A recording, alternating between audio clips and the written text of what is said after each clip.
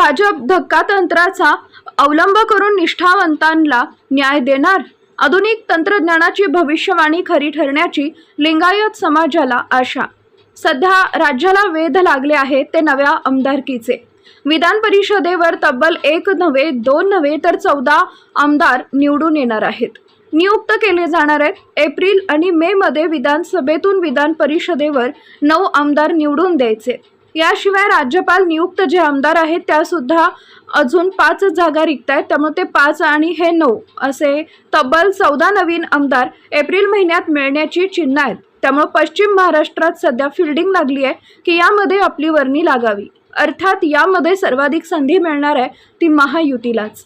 महाविकास आघाडीला 14 मध्ये 1 किंवा जास्तीत जास्त दुसरी जागा मिळू शकते, त्यामुळे इतर सगळ्या ज्या जागा आहेत त्या महायुतीच्या, विशेषतः त्यामध्ये भाजपला सर्वाधिक जागा मिळणार आहेत। आता मे महिन्यात जे आता 9 सदस्य आहेत त्यामध्ये माजी मुख्यमंत्री उद्धव ठाकरे यांच्यासह अनेकांचा समावेश आहे। उपसभापती नीलम गोर्हे आहेत, संदीप जोशी, दादाराव केंचे, रणजितसिंह मोहिते पाटील, संजय खेडेकर, अमोल मिटकरी, शशिकांत शिंदे आणि राजेश राठोड हे सगळे आता निवृत्त होतील आणि त्यांच्या जागी एप्रिल महिन्यात नवीन 9 सदस्य निवडून येतील।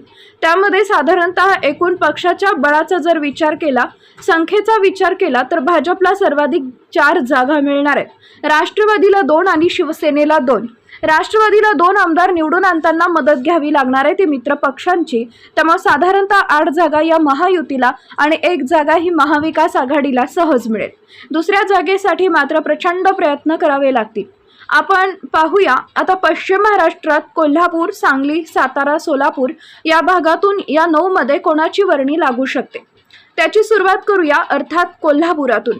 कोल्हापुरातून गेले 2 वर्ष जे प्रतीक्षा करतायत आमदारकीची ते भाजपचे माजी जिल्हा अध्यक्ष माजी आमदार सुरेश हळवणकर।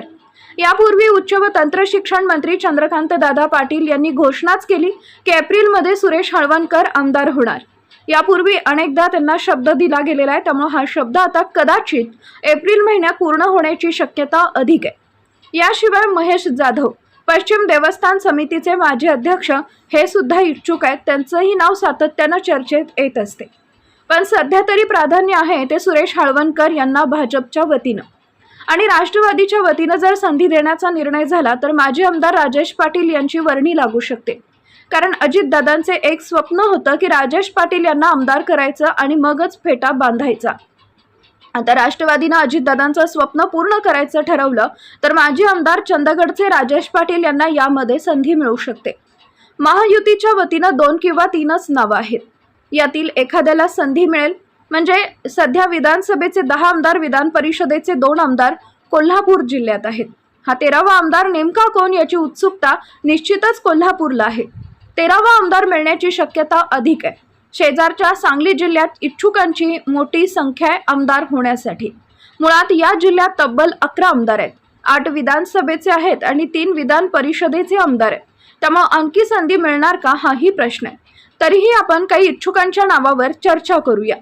विधानसभा निवडणुकीत ज्यांनी माघार घेतली आणि जेव्हा त्यांना शब्द दिला की आपल्याला विधान परिषदेमध्ये संधी देऊ ते सम्राट महाडिक या स्पर्धेत निश्चितपणे आहेत। याशिवाय राहुल महाडिक हे सुद्धा प्रयत्न करतात।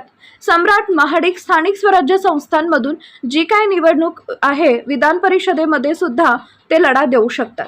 आणखी एक महत्त्वाचं नाव आहे जे गेल्या अनेक वर्ष सातत्यानं चर्चेत आहे, ते म्हणजे भारतीय जनता पक्षाचे मिरज तालुक्यातील ज्येष्ठ नेते, आंतरराष्ट्रीय सेवारत्न डॉक्टर महेश दादा सलगर। पश्चिम महाराष्ट्रात लिंगायत समाजाच्या नेतृत्व भाजपला सक्षम नेतृत्व असलेल्या नेत्याच्या हातात द्यायचं आहे आणि त्याच पार्श्वभूमीवर लिंगायत समाजाचे नेतृत्व म्हणून आंतरराष्ट्रीय सेवारत्न डॉक्टर महेश दादा सलगरे यांचे नाव पुढे येऊ शकतं। त्यासाठी मोठ्या प्रमाणात प्रयत्नही सुरू झालेले आहेत। भाजपचे माजी जिल्हा अध्यक्ष पृथ्वीराज देशमुख यांची ही मागणी आहे, गेल्या अनेक वर्षापासून आपल्याला संधी द्यावी, त्यामुळे तेही नाव या चर्चेत येऊ शकतं। सोलापुरातून सध्या तरी राम सातपुते आणि प्रशांत परिचारक ही 2च नावं आहेत। राम सातपुते यांना संधी मिळू शकते।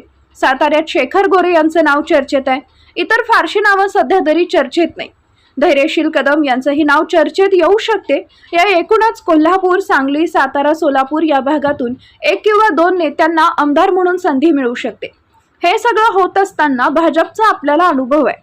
धक्कादायक नावं जाहीर करणे. मध्यंतरी जे खासदार नियुक्त झाले की जे कोणते असू शकतील ते कोणाच्याही चर्चेत नसलेली 2 नावं खासदार म्हणून भाजपनं निवडली. असाच धक्का यामध्ये सुद्धा निश्चितपणे मिळू शकतो, देऊ शकतात. राज्यपाल नियुक्त जे विधान परिषदेचे सदस्य आहेत त्यामध्ये सुद्धा भाजप किंवा महायुती असे धक्कादायक नावे घेऊ शकते. त्यामुळे ही धक्कादायक नावं कोणती असू शकतील या संदर्भात सुद्धा आपण निश्चितपणे चर्चा करूया.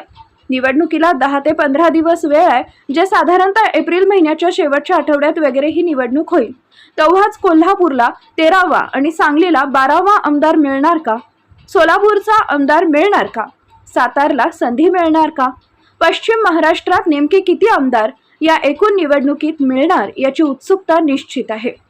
बघूया आपण काय होते ते. आता प्रतीक्षा आहे नव्या आमदारकीची आणि लिंगायत समाजाचा पश्चिम महाराष्ट्रातील दमदार चेहरा म्हणून ओळख असलेल्या आंतरराष्ट्रीय सेवारत्न डॉक्टर महेशदादा सलगरे यांना आमदारकीबरोबरच मंत्रिपदाची संधी मिळणार का?